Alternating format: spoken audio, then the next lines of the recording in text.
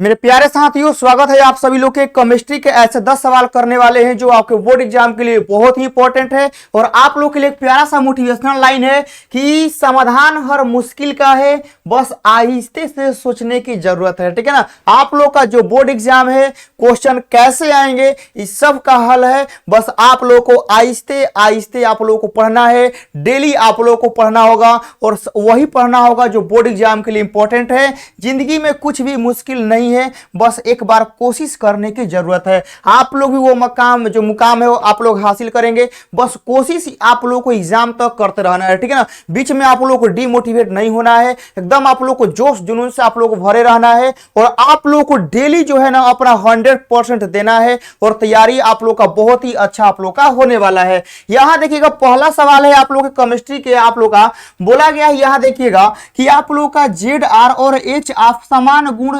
दर्शाते हैं, क्यों। ठीक है ना। ये सवाल आपके बोर्ड एग्जाम के लिए बहुत ही इंपॉर्टेंट है। ठीक है ना। ये सारे सवाल जो है आप लोग के बोर्ड एग्जाम के लिए कतई इंपॉर्टेंट है, बस आप लोग को अच्छे से समझने की जरूरत है। ठीक है ना। देखिए, ZR और H आपके जो गुण होते हैं ना, जो इसका प्रॉपर्टी होता है, लगभग हम लोग का समान होता है। और यह आप लोग के डी ब्लॉक से आप लोग के मतलब संबंध रखते हैं और दोनों आवर्त सारणी एक ही समूह से संबंधित हैं। दोनों में इलेक्ट्रॉनों की संख्या समान होती है तथा लेंथेनाइड संकुचन के कारण इनका आकार लगभग बराबर होता है। जब इनका इलेक्ट्रॉनों की संख्या, इनका मेरे प्यारे बच्चों, इनका मतलब इसमें इनका आकार हो गया, ये आपका लगभग समान होता है। ठीक है ना। तो हम लोग यहां से कह सकते हैं कि आप लोग का लगभग जो होता है इसके गुण समान होते हैं, क्योंकि गुणों में जो होता है अलग दिखने का मतलब होता है कि जब उसमें इलेक्ट्रॉन अलग अलग होंगे, ठीक है ना, तब हम लोग कह सकते हैं कि आप लोग का इसमें गुण अलग अलग शो करेगा। लेकिन आप लोग इसमें देख सकते हैं कि इसमें साफ साफ बोला गया है कि इसके इलेक्ट्रॉनों की संख्या जो होता है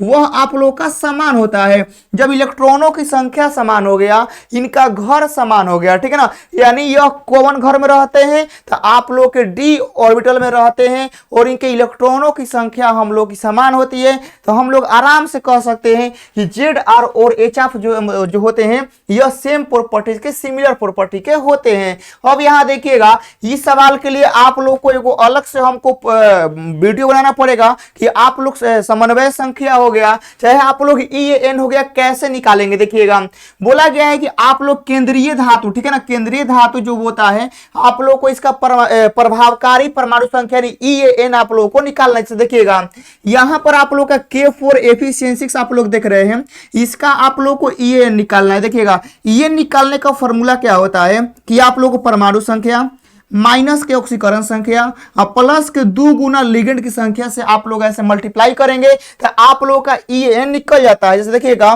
कि हम लोग K4 Fe6 में हम लोग को EAN निकालना है, तो लोहा का परमाणु संख्या हो गया 26, ठीक है ना, लोहा का ऑक्सीकरण संख्या यहां 2 हो गया। और देखिए हम लोग का लिगेंड क्या होता है ना, लिगेंड यह होता है यह कितने आयनों से घिरा है, ठीक है ना। देखिए, तो जो हम लोग का यहां पर Fe है वह CN6 से घिरा, मतलब 6 को आयन से घिरा हुआ है, तो यहां पर 6 रखेंगे तो 6 दूनी कितना हो जाएगा, 12 हो जाएगा। और इसको हल करेंगे तो हमारा 36 आ जाएगा। इसी प्रकार से NiCO4 का हम लोग करेंगे तो आप लोग का यहां पर कितना हो जाएगा, 36 हम लोग का आएगा इसका भी, यानी K4 FeCN6 हो गया, चाहे NiCO4 हो गया, इसमें आप लोग का EAN नंबर लगभग आप लोग का समानता है 36 होता है। अब यहां देखिएगा, आप लोग के इसी तरह के सारे प्रश्न आप लोग के केमिस्ट्री के हो गए, फिजिक्स के हो गए, मैथ, हिंदी, इंग्लिश, बायो, सारे के प्रश्न आप लोग के एटम बम में मिल जाएंगे, जो आप लोग वहां से अच्छे से तैयारी कर सकते हैं। मात्र आप लोग को 300 में सारा PDF आप लोग को मिल जाएगा और वही PDF जो आपको बोर्ड एग्जाम के लिए बहुत ही कारगर साबित होगा, तो आप लोग वहां से लेकर तैयारी आप लोग अच्छा कर सकते हैं।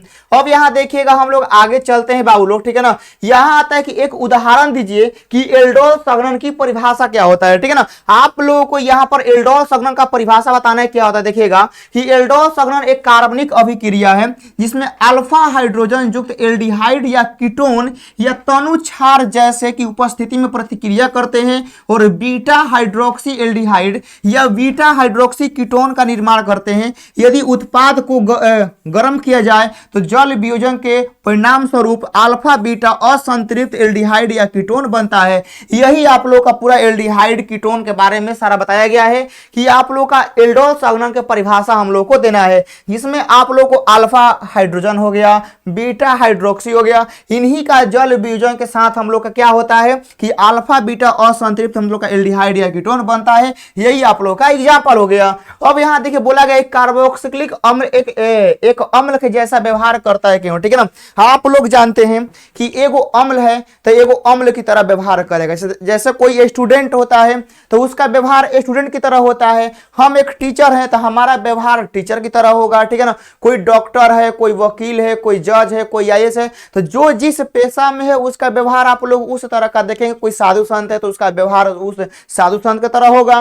वही यहाँ पूछा गया है कि जो हम लोग का कार्बोक्सिलिक अम्ल होता है इसका व्यवहार अम्ल की तरह ही क्यों होता है, आखिर क्या रीजन है, ठीक है ना।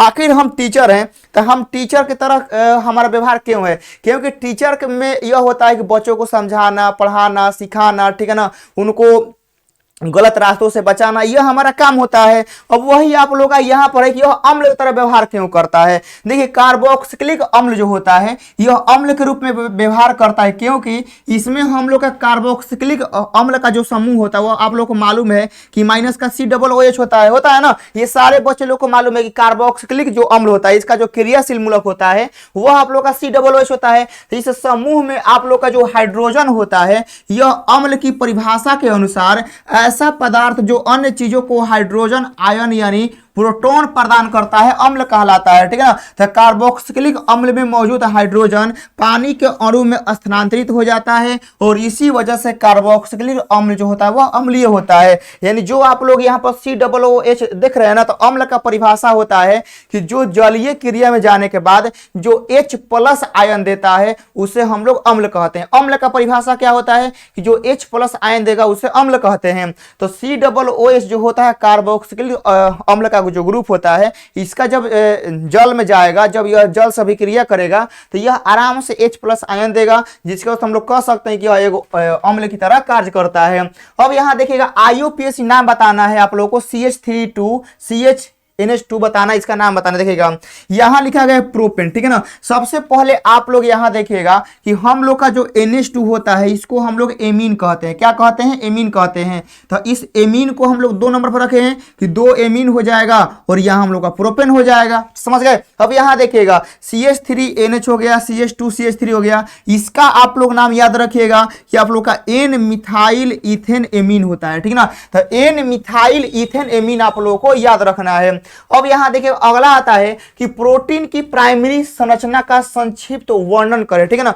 जो प्रोटीन आप लोग समझते हैं तो प्रोटीन में आप लोग क्या क्या यहां पर पढ़ना है, आप लोग देखिएगा कि जो प्रोटीन की प्राइमरी संरचना होती है वह एमिनो एसिड के अनुक्रम को दर्शाती है जो पेप्टाइड बॉन्ड के माध्यम से एक श्रृंखला में जुड़ा होता है। याद रखिएगा कि यह हमेशा जो होता है वो श्रृंखला में ही जुड़ा होता है और इसमें आप लोग का एमिनो अम्ल हम लोग का होता है। यह संरचना तय करती है कि प्रोटीनों का प्रकार जो होगा वह क्या होगा और उसका उच्चतर जो संरचनाएं होती हैं और वह कैसी होंगी, ठीक है ना। जैसे देखिएगा कि जो स्टूडेंट होता है जैसे वो पढ़ते हैं, ठीक है ना, उनके पढ़ने के रवैये से कोई कह देता है कि बहुत आगे जाएगा, यह बहुत तेज इंसान होगा, ठीक है ना। चाहे आप लोग किसी और इंसान को देखे होंगे कि वह क्या होता है ना कि वह थोड़ा सा मतलब वह पेशेंस उसमें ज्यादा होता है, धैर्य ज्यादा होता है। आप कहते ना उकसाइएगा, ठीक है ना, वह नहीं उकसेगा, ठीक है ना। वो आप लोग किसी को इंसान को देखते ही पता चल जाता है कि भाई इसका व्यवहार ऐसा है, ये आगे चल के यदि इसका व्यवहार ऐसे ही रहा तो ये बहुत आगे जाएगा। तो ऐसे ही आप लोग का प्रोटीन में होता है, जो इसका श्रृंखला में जुड़ने का स्ट्रक्चर हो गया, यही स्ट्रक्चर बतलाता है कि यह आपका इसके आगे चलकर प्रोटीन का आकार कैसा होगा, इसका पूरा उच्चतर मतलब सेकेंडरी इसका जो स्ट्रक्चर है वह कैसा मतलब वह दिखेगा, ठीक है ना। अब यहां देखिएगा संश्लेषित बहुलक को उदाहरण सहित आप लोग समझाना। देखिएगा जिन बहुलक को रसायनों की मदद से उद्योगों में बनाया जाता है उन्हें संश्लेषित बहुलक कहते हैं। इन्हें कृत्रिम बहुलक या मानव निर्मित बहुलक भी कहते हैं। संश्लेषित बहुलक प्रकृति में नहीं पाए जाते हैं, इन्हें प्रयोगशाला में बनाया जाता है। जैसे आप लोग का पॉलीथीन हो गया, नायलॉन 6 हो गया, टेरिलिन हो गया, रेयन, ब्यूना, टेफ्लॉन, बेकलाइट हो गया। तो आप लोग देखिएगा ये प्रकृति में हम लोग डायरेक्ट नहीं मिलते हैं। जैसे देखिए प्रकृति में हम लोग का चप्पल जूता डायरेक्ट नहीं मिलता है, प्रकृति में हम लोग को ये बोर्ड नहीं मिलता है, प्रकृति में हम लोग का कैमरा हो गया, मोबाइल हो गया, ये सब नहीं मिलता है, हम लोग बनाते हैं, ठीक है ना। भले हम लोग प्रकृति से ही मतलब थोड़े थोड़े चीज लेते हैं, ठीक है ना, मिला के बनाते हैं, लेकिन प्रकृति में पूर्ण रूप से यह नहीं रहता है, हम लोग अपना दिमाग लगा के बनाते हैं, ठीक है ना। वैसे ही यह हो गया कि जो संश्लेषित बहुलक हो गया, यह आप लोग का प्रकृति में नहीं होता है, यह हम लोग क्या करते हैं फैक्ट्री में, कंपनी में हम लोग बनाते हैं। और यह आप लोग का पॉलीथीन हो गया, ये सारे पदार्थ आप लोग हो गए। सघनक बहुलक को उदाहरण सहित परिभाषा करना है, ठीक है ना। सघनक बहुलक क्या होता है देखिएगा, दो अलग अलग द्विक्रियात्मक या त्रिक्रियात्मक एकलक इकाइयों के बीच होने वाली पुनरावृत्त सघनक अभिक्रियाओं से बनने वाले बहुलक होते हैं, ठीक है ना। जैसा आप लोग टेरिलिन हो गया, नायलॉन 6 हो गया, नायलॉन 6 हो गया, ठीक है ना। तो आप लोग देखिएगा जो सघनक बहुलक आप लोग देख रहे हैं ना, इसमें कम से कम 2 गो नहीं तो कम से कम 3 गो ऐसे छोटे छोटे इकाई मिलेंगे, जिनसे जो बनेगा उसे हम लोग कहते हैं सघनक बहुलक, ठीक है ना। तो आप लोग को यह याद हो गया होगा। अब अगला देखिए, आवश्यक और अनावश्यक एमिनो अम्ल क्या है। यह अब की बार के लिए आप लोग के लिए बहुत ही बाबू लोग गेस सवाल है, याद रखिएगा। यह आप लोग के लिए अब की बार के लिए बहुत ही गेस सवाल है कि आवश्यक और अनावश्यक एमिनो अम्ल क्या है। देखिएगा, तो आवश्यक अम्ल क्या है कि वैसा एमिनो अम्ल जो हमारे शरीर में निर्मित नहीं होता है उसे आवश्यक एमिनो अम्ल कहते हैं। जैसे ल्यूसीन हो गया, जैसे आप लोग बोलते हैं ना कि हमको इस चीज का जरूरत है, तो उस चीज का जरूरत कब होता है, जब वह आपके घर में नहीं बनता होगा, चाहे वह आपके पास नहीं होगा, तब ना आप लोग बोलते हैं मुझे इस चीज का आवश्यकता है, ठीक है ना। जैसे आप लोग बोलते हैं कि इसे आप लोग के घर में मान लीजिए, ठीक है ना, कोई चीज का कमी रहे, आप लोग मान लो घर में आप लोग को टीवी किनना है, एसी किनना है, ठीक है ना, फ्रिज कूलर, चाहे आप लोग घर में मान लीजिए ये सब नहीं होता है, तो आप लोग बोलते हैं कि हमको यह चीज नहीं है, मतलब हमको ये चीज आवश्यक है। तो आपको वो चीज का आवश्यकता कब पड़ा, आपको वो चीज का आवश्यकता कब पड़ा, जब वो चीज आपके पास नहीं है, चाहे वो चीज आपके यहाँ नहीं बनता है, तब ना आप बोल रहे हैं कि मुझे आवश्यक है। तो आवश्यक एमिनो अम्ल का आप लोग परिभाषा कैसे याद रखेंगे,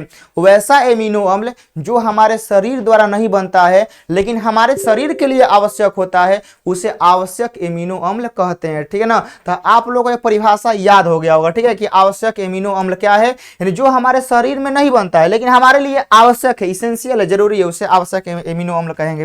अब अनावश्यक एमिनो अम्ल वैसा एमिनो अम्ल जिसका निर्माण हमारे शरीर में संभव है, अर्थात आवश्यक पड़ने पर शरीर निर्मित कर सकता है, उसे अनावश्यक एमिनो अम्ल कहते हैं। जैसे देखिएगा कि हम लोग जो चीज को बना सकते हैं, ठीक है ना, चाहे जो चीज हमारे पास ऑलरेडी है, हम लोग भाई हमारे पास जरूरत नहीं है, ठीक है ना, हमारे पास क्या है जरूरत नहीं, क्योंकि हमारे पास ऑलरेडी है, ठीक है ना, ऑलरेडी है। यदि हमको जरूरत पड़ेगा तो हम अपने में से ले लेंगे, ठीक है ना, जरूरत पड़ेगा तो हम अपने पास से ले लेंगे, हमको वह जरूरी नहीं है। तो यह हो गया अनावश्यक, मतलब हमारे शरीर के लिए जरूरी है लेकिन जब जरूरी होने पर हम खुद अपने में से काम कर लेंगे तो वह होता है अनावश्यक, ठीक है ना। मतलब जरूरी हमारे शरीर के लिए बिल्कुल है लेकिन हमको किसी दूसरे से निर्भर नहीं होना पड़ रहा है, हमारा शरीर खुद बना देगा, ठीक है ना।